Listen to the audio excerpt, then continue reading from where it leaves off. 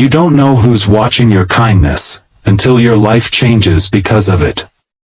That's what Amanda whispered as she stared out the glass window, eyes full of tears, only this time, they were happy ones. Behind her, the same man she once handed a cup of coffee to, thinking he was just a struggling car washer, was now speaking with the mayor. Journalists gathered all around him. It all began 5 months ago. Amanda Monroe was 26 and barely holding it together. Life had been brutal lately.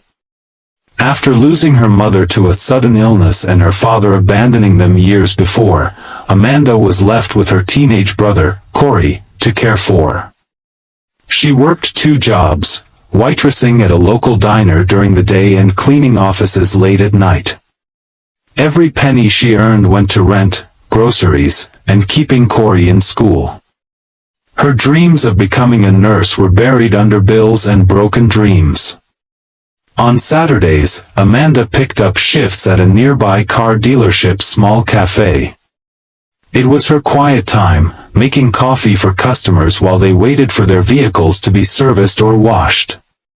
She always noticed one man who stood out from the rest, not because of his flashy clothes, but the opposite. He wore old jeans and a plain black hoodie, his hands often dirty with grease or water. He was tall, maybe in his mid-30s, with eyes that carried a certain stillness. He never ordered anything expensive, just a black coffee, always black. Sometimes he helped move cars, scrubbed tires, and even mopped the floors when the staff was short-handed. Amanda assumed he was one of the washers or part-time mechanics. But he was different. He greeted everyone with respect. He never looked down on anyone, not even the janitor who stuttered when nervous. Once, Amanda saw him quietly help an elderly woman carry her groceries to the parking lot. Another time, he gave his umbrella to a mother in the pouring rain without saying a word. Still, he never talked much, until that day. It was pouring outside, and Amanda had just finished her shift. She walked to the staff area behind the dealership, her clothes damp, her shoes squeaking. As she passed the washing bay, she saw him again, struggling to fix a hose while water splashed everywhere. "Hey, want some coffee?" she asked, holding out a steaming cup she'd made just for him. He looked surprised. "For me?" She smiled. "You look like you could use one. Black, right?" He nodded slowly, eyes meeting hers for the first time. "Thank you. That's really kind." Amanda shrugged. "No big deal. Everyone needs a little warmth now and then." That simple gesture sparked something. From then on, every Saturday, Amanda brought him a coffee, sometimes with a muffin if she could afford it. They'd exchange a few words, often about nothing, weather, music, silly things. She still didn't know his name. She didn't know he was watching her too. He saw how hard she worked. How she treated the janitors and mechanics with the same respect she gave customers in suits. He overheard her once on the phone, panicked, begging the school to give her brother more time to pay tuition. He noticed the tear she wiped quickly when she thought no one was looking. One evening, Amanda was wiping tables when the manager shouted at her for using the wrong cloth. Her cheeks burned as customers stared. The man in the hoodie walked over slowly, watching everything unfold. He didn't say a word, just looked at her with those calm, unreadable eyes. Later that night, Amanda found a note slipped under her phone. "Don't let people treat you like you don't matter. You shine brighter than you know." She read it 100 times. Weeks passed. Then, one Saturday morning, everything changed.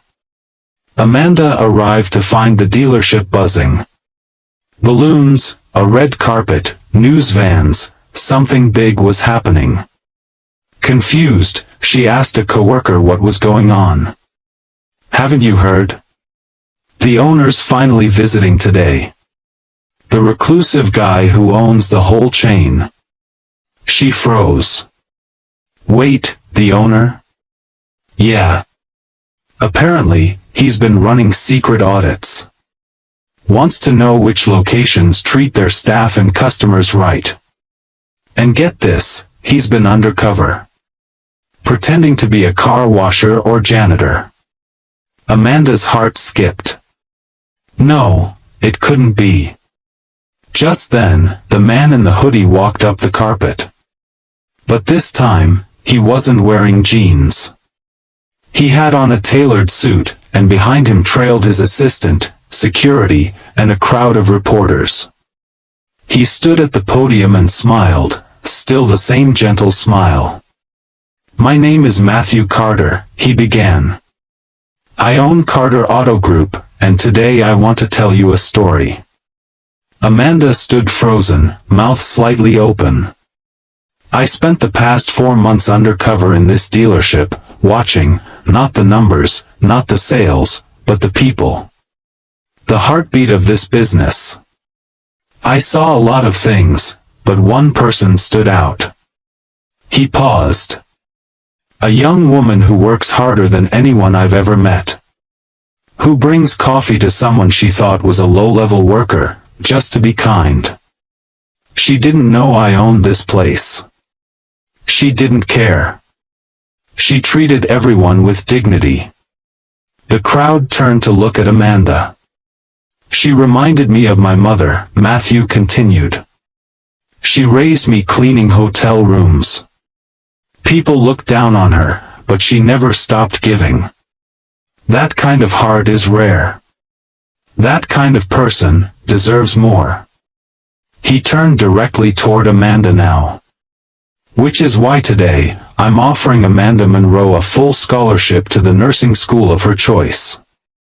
Her tuition, living costs, everything, covered by Carter Foundation." Gasps erupted. Amanda felt her knees buckle. Her coworker caught her arm. "And one more thing," Matthew added, smiling. "Amanda, how would you feel about running the new employee wellness program I'm launching across all dealerships? We need people like you leading it." Amanda covered her mouth, tears pouring down her cheeks. The room blurred, the cameras clicking, voices murmuring. But all she saw was him, Matthew, the man she thought was just a car washer. The man she'd unknowingly inspired. She walked toward him, still trembling. You knew all along?" He nodded gently. "And I knew you had the kind of heart this world desperately needs." Amanda stood before a class of nursing students, now a guest speaker at a local college. Her story had gone viral. People from all over the world sent her letters, thanking her for reminding them that kindness still existed. Corey was thriving in school, and Amanda had started a foundation of her own, Coffee for Kindness, providing small acts of support for struggling workers. Matthew remained a quiet force behind the scenes, still helping where it mattered most. But every Saturday, without fail, he still came to the cafe. Still ordered his coffee black. And Amanda always made it, just the way he liked. Because some gestures never stop mattering. When you think no one sees your kindness, keep going. Because the right person just might, and it might change your life forever.